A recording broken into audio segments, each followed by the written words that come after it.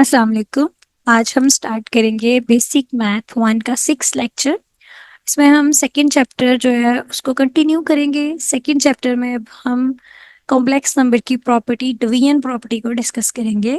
Division of two complex numbers is given by, जैसे numbers जो है वो डिफरेंट तरह के होते हैं, तो हर नंबर की डिफरेंट प्रॉपर्टीज होती है। रियल नंबर्स में प्रॉपर्टीज और तरह से होती हैं, कॉम्प्लेक्स नंबर्स में प्रॉपर्टीज और तरह से हम डील करते हैं। तो कॉम्प्लेक्स नंबर्स की प्रॉपर्टीज कैसे है कि अगर दो कॉम्प्लेक्स नंबर है Z1 और Z2, जब हम उनको डिवाइड करेंगे तो वो ऐसे होंगे A plus B iota over C plus D iota. अब जो हमारे पास मैथमेटिक्स में रूल है वो ये है कि जो आपके पास अयोटा टर्म है ना, ये कभी भी डिनोमिनेटर में नहीं आनी चाहिए। तो इसको ख़त्म करने के लिए हम इसको मल्टीप्लाई करेंगे इसके कॉन्जुगेट्स इसको मल्टीप्लाई भी करेंगे और डिवाइड भी करेंगे, या हम इसको कह सकते हैं हम इसको रैशनलाइज करेंगे। तो हम इसको रैशनलाइज कर रहे हैं, हमने मल्टीप्लाई किया है इसको C माइनस सी योटा से, इसके कॉन्जुगेट से, और डिवाइड भी किया। तो ये टर्म्स जो हैं इस तरह से आपस में मल्टीप्लाई हो जाएंगे, और मल्टीप्लाई होने के बाद ये आपके पास एट द एंड आंसर आएगा। आप डिवीजन रूल जो है ना, आप डायरेक्ट ये फॉर्मूला भी याद कर सकते हैं। ये मतलब आपको क्वेश्चन आता है कि दो नंबर्स को डिवाइड करना है, तो आप डायरेक्ट ये फॉर्मूला यूज करके उनकी वैल्यूज पुट करके आप आंसर निकाल सकते हैं। आपको ये सारा सॉल्व करने की जरूरत नहीं है। नेक्स्ट इसकी हम एग्जांपल्स कर रहे हैं, सिंप्लीफिकेशन करेंगे कॉम्प्लेक्स नंबर्स की, कि 4 × 7 + 8 अयोटा। तो जो 4 है वो एक स्केलर है, यहाँ पर स्केलर मल्टीप्लिकेशन हो रही है कॉम्प्लेक्स नंबर्स की। तो 4 × 7 28 प्लस 4 × 8 32 अयोटा। इसी तरह से अब यहाँ पे दो कॉम्प्लेक्स नंबर्स हैं, उनको मल्टीप्लाई किया जा रहा है। दो कॉम्प्लेक्स नंबर्स को मल्टीप्लाई करने का हमारे पास एक डायरेक्ट फॉर्मूला भी है, हम उसको भी यूज कर सकते हैं, और हम सिंपल मल्टीप्लिकेशन भी कर सकते हैं कि 2 को -4 से मल्टीप्लाई किया, उसको बाद हमने 2 को एयोटा से मल्टीप्लाई किया, फिर 3 एयोटा और 3 एयोटा को एयोटा से, और ये आपका आंसर आ जाएगा सिंपली। अब यहाँ पर जो मेन चीज़ है, देखिए एयोटा जो हमने प्रीवियस लेक्चर में यहाँ पर डिस्कस नहीं किया, तो उस टर्म को अब हम डिस्कस कर लेते हैं कि अयोटा जो है, अयोटा स्केयर इज इक्वल है -1, अयोटा क्यूब इज इक्वल है iota square into iota. Iota square जो है वो -1 हो जाएगा, और -1 जब अयोटा से मल्टीप्लाई होगा तो वो माइनस अयोटा हो जाएगा। इट मीन्स आपके पास अयोटा की जो है ना पावर, उसमें से आपने स्केयर वाली टर्म को अलहदा करना है। स्केयर मतलब टू मल्टीपल जो टर्म होगी आपने उसको अलहदा कर देना है, और उसी से आपको आइडिया हो जाएगा कि आपका आंसर क्या है। जैसे कि अगर तो वो कोई इवन नंबर की बजाय ऑड नंबर है तो मस्ट बी अयोटा आएगा, और अगर इवन है तो 1 या -1 दोनों में से कोई एक नंबर। अच्छा जी, अब नेक्स्ट जो है डिवीजन से आगे हम एग्जांपल्स कर रहे थे। तो एग्जाम्पल नंबर 2 हमने डिस्कस कर ली। एग्जाम्पल नंबर 3 जो है, इसमें भी वही रूल है जो मैंने आपको बताया कि अगर अयोटा जो है मैंने वो डिनोमिनेटर में आ रहा है ना, तो आपने इसको इसके कॉन्जुगेट से मल्टीप्लाई भी करना है और डिवाइड भी कर देना है। तो हमने इसको इसके कॉन्जुगेट से मल्टीप्लाई भी कर दिया और इसको डिवाइड भी कर दिया, और हमारी जो डिनोमिनेटर में अयोटा टर्म है ना वो खत्म हो जाएगी।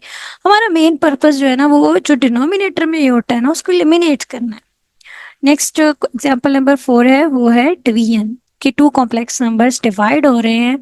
तो सेम वही प्रोसेस है जो हम ऊपर कर रहे हैं, हमें इसको मल्टीप्लाई करना है इसके कॉन्जुगेट से भी, और इसको डिवाइड करना है।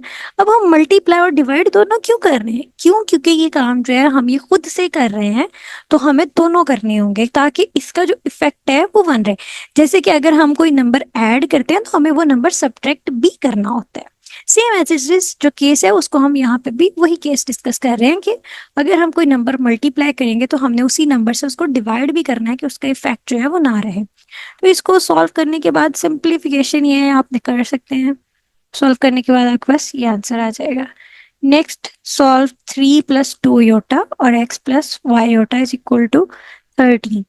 अब क्योंकि दो नंबर्स है इक्वल कह दिया गया है, तो पहले हमने इनको मल्टीप्लाई करके सॉल्व करना है। तो 3 × x और +3y iota +2x iota +2y iota square. Iota square term आ गई है, तो iota square is equal to -1, तो ये -1 हो गया। अब हमने जो नंबर है उसको साइड पे कर लिया, और जो अयोटा टर्म है उसको साइड पे कर लिया, क्योंकि हमने ऊपर कॉम्प्लेक्स नंबर की डेफिनेशन में पढ़ा था कि every real number is a complex number. कैसे? 13 + 0 अयोटा। पर हर कॉम्प्लेक्स नंबर जो होता है प्योर इमेजिनरी पार्ट जिसका होगा वो रियल नंबर नहीं होगा। तो अब दोनों साइड्स इक्वल है, तो इक्वलिटी को कैसे हमने चेक किया था कि हमने जो सिंपल रियल पार्ट जो है वो रियल पार्ट की इक्वल होगा और इमेजिनरी पार्ट की इक्वल होगा। तो 3x minus 2y is equal to 13 and 2x plus 3y is equal to 0। तो ये इक्वेशन 1, इक्वेशन नंबर 2। तो ये हमने इन दोनों को अब सॉल्व करने के लिए हमारे पास 3 तरह के मेथड्स हैं। कोएफिशिएंट कंपेयरिंग मेथड है, हम इनको सिंपली एक दूसरे का सब्स्टिट्यूशन मेथड है, हम एक से वैल्यू निकाल के दूसरे में सब्स्टिट्यूट कर सकते हैं। तो यहाँ पर हम क्या कर रहे हैं, इनके कोएफिशिएंट्स को कंपेयर कर रहे हैं। हमने दोनों के कोएफिशिएंट्स को सेम किया, लाइक हमने 6y दोनों में बनाया था कि ये जो 6y है ना, ये हमारी जो टर्म है ये इजीली कैंसिल हो जाए और रिमेनिंग हमारे पास x की वैल्यू आ जाएगी। जब x की वैल्यू आ गई है उसको अब इन दोनों में से किसी भी इक्वेशन में पुट कर देंगे, आपके पास y की वैल्यू आ जाएगी। तो हमें यहाँ से x और y की वैल्यू मिल गई, हमने इसको सॉल्व कर लिया। नेक्स्ट एग्जाम्पल नंबर 3 है, find the multiplicative inverse of 4 minus 2। Multiplicative inverse mean 1/4 minus 2 iota. अब हमारे पास देखिए लेट कर लिया z इज इक्वल है 4 माइनस 2 योटा, और इसका क्योंकि मल्टीप्लिकेटिव इनवर्स लेना है तो z इनवर्स इज इक्वल है 1/z, और 1/z क्या होगा 1/4 माइनस 2 योटा। तो 1/4 माइनस 2 योटा जो है, अब जो डिनोमिनेटर में टर्म आ गई है वो अयोटा की आ गई है। अब हमने अयोटा को एलिमिनेट करना है, डिनोमिनेटर से खत्म करना है, तो उसके लिए हमें क्या करना पड़ेगा, इसके कॉन्जुगेट से इसको मल्टीप्लाई करना पड़ेगा, इसके कॉन्जुगेट से इसको डिवाइड करना पड़ेगा। तो हम उसको डिवाइड और मल्टीप्लाई करते हैं। देखें 4 इंटू 4 16 और 2 इंटू 2 4 और सेंटर में प्लस माइनस माइनस, लेकिन अयोटा है तो अयोटा स्केयर की वजह से यहाँ पे माइनस होगा, वो आएगा और माइनस माइनस प्लस हो जाएगा। तो इस तरह से आपके पास अयोटा जो है वो डिनोमिनेटर से एलिमिनेट हो जाएगा और ये हमारे पास इसका आंसर आ जाएगा। नेक्स्ट है modulus and polar form of a complex number. ये कॉम्प्लेक्स नंबर का हम मॉडुलस कैसे लेते हैं और पोलर फॉर्म क्या होता है। मॉडुलस क्या होता है, मॉडुलस होता है वो एक सिंपली हम डिस्टेंस फार्मूला जो प्रीवियस हम छोटी क्लासेस में स्टडी करते हैं उसी की तरह है, डिस्टेंस फार्मूला की तरह ही मॉडुलस है हमारे पास भी। तो लेट z इज इक्वल है a प्लस बी अयोटा। ये z इज इक्वल है, ये कॉम्प्लेक्स नंबर दे दिया गया है, देन इसका जो मॉडुलस होगा वो क्या होगा a square plus b square. Iota term हम रिमूव कर देंगे। लाइक अयोटा टर्म ऐसे है जैसे हमारे पास y की value is called the modulus of y from the figure. अगर हम फिगर से देखते हैं वी सी दैट, अब क्योंकि हमने इसको पोलर फॉर्म में चेंज करना है तो पोलर फॉर्म में हम क्या करेंगे, a इज इक्वल है r cos theta and b is equal है r sin थीटा। देखिए अब a जो है वो ये है डिनोमिनेटर वाली टर्म, अब r cos थीटा और b इज इक्वल है r sin theta, where r is equal है modulus c and theta is the argument of c। Theta जो है वो c का आर्गुमेंट है, हेंस अब जो पोलर फॉर्म बनेगी वो क्या बन जाएगी, r cos theta plus iota r sin theta is called the polar form of the complex number where r is equal है square root a square plus b square and theta is equal है tan inverse b over a। अच्छा अब यहाँ पर क्या होगा, sin theta is equal होता है परपेंडिकुलर ओवर हाइपोटेनस। ठीक है, ये आपके पास परपेंडिकुलर, ये आपके पास hypotenuse, cos theta base over hypotenuse, तो ये आपके पास आ जाएगी। इसी तरह से नेक्स्ट अब ये जो है बेस हाइपोटेनस, ये वाली चीजें मैटर नहीं करती हैं, इसको इतना नहीं करना है क्योंकि आपके भी लेवल जो है वो छोटा है। तो आपने जस्ट यही फॉर्मूलाज ही याद कर लेने हैं, a plus iota b is equal है दिस। नेक्स्ट एग्जाम्पल नंबर 4 है, find the modulus of the complex numbers. हमने कॉम्प्लेक्स नंबर्स के मॉडुलस फाइंड करने हैं। So 1 minus square root 2 iota, let z is equal है 1 minus square root 2 iota. Then हमने mod लिया है स्क्वायर रूट 1 स्क्वायर प्लस, अब जो अयोटा के साथ टर्म है वो एज इट इज लेनी है उसके सिंबल के साथ, मींस माइनस स्क्वायर रूट 2। तो ये जो है ये नेगेटिव जो है इसके साथ आ रहा है। ठीक है, तो आपने ये नेगेटिव एज इट इज इसके साथ लेके आना है, negative symbol, negative square root 2 square, तो स्क्वायर रूट 1 प्लस 2। अब ये स्क्वायर जो है ये जब इसके ऊपर आएगा तो ये माइनस माइनस मल्टीप्लाई होंगे और ये पॉजिटिव आ जाएगा। इसी तरह से स्क्वायर रूट 2 का जो स्क्वायर रूट होगा वो खत्म हो जाएगा, तो ये आपके पास क्या आ जाएगा स्क्वायर रूट 3। नेक्स्ट है 7 अयोटा। तो हमने, क्योंकि इसका रियल पार्ट जो है वो जीरो है, जिसका रियल पार्ट नहीं होगा उसका रियल पार्ट डेफिनेटली जीरो है। इसी तरह से जिसका कॉम्प्लेक्स पार्ट नहीं होगा उसका कॉम्प्लेक्स जो इमेजिनरी पार्ट नहीं होगा वो इमेजिनरी पार्ट जीरो होगा। तो ये भी इजीली हो जाएगी, और एग्जांपल नंबर सी भी बेसिक सी है, वो भी इजीली हो जाएगी। नेक्स्ट है डिमॉर्गन्स थ्योरम। डिमॉर्गन्स थ्योरम क्या होता है कि cos theta plus iota sine theta, इनकी कोई पावर है n। जब हम इसको ओपन करते हैं ना, जैसे हम स्क्वायर का फॉर्मूला ओपन करते हैं तो उसमें 2ab वाली टर्म होती है, इसमें 2ab वाली टर्म नहीं है। इसमें क्या होगा, ये जो n होगा ये थीटा से मल्टीप्लाई हो जाएगा, थीटा कोई भी एंगल जो होगा उससे, और n क्या है, ये नेचुरल नंबर, ये हमारा इंटीजर होना चाहिए, मतलब पॉजिटिव नंबर भी हो सकता है नेगेटिव भी, लेकिन डिनोमिनेटर में कोई नंबर नहीं होगा। नेक्स्ट आते हैं एग्जाम्पल नंबर 5। एग्जाम्पल नंबर 5 में उन्होंने हमें दिया है z is equal to this, show that z power n plus 1 over z power n is equal है दिस।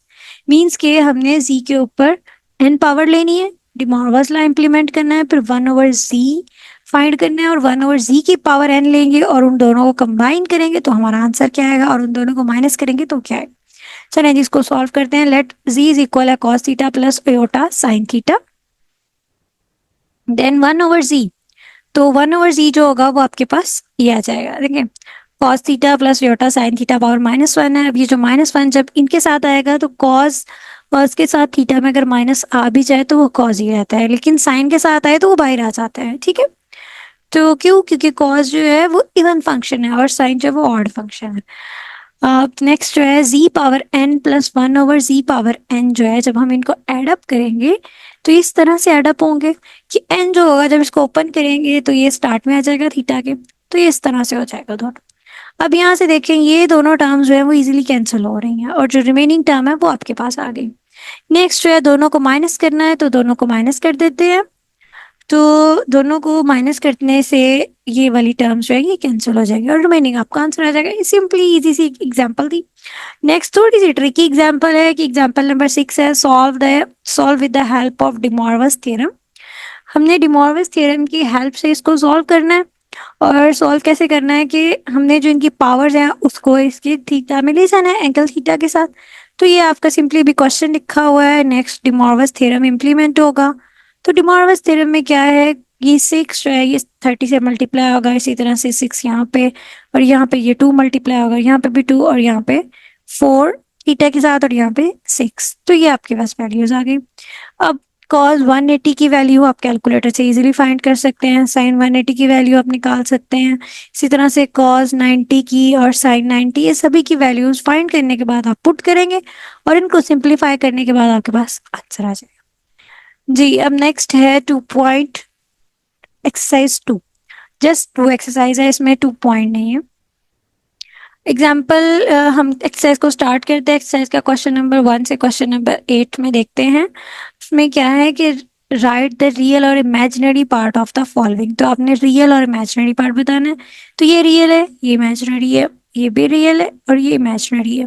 अब इमेजिनरी पार्ट के साथ आपने अयोटा नहीं लिखना है, आपने सिर्फ 5 लिखना है इमेजिनरी पार्ट। जैसे अगर ये है तो ये जस्ट 5 है, इसी तरह से ये भी है। अब इसमें रियल पार्ट 5 है और इमेजिनरी पार्ट 0 है।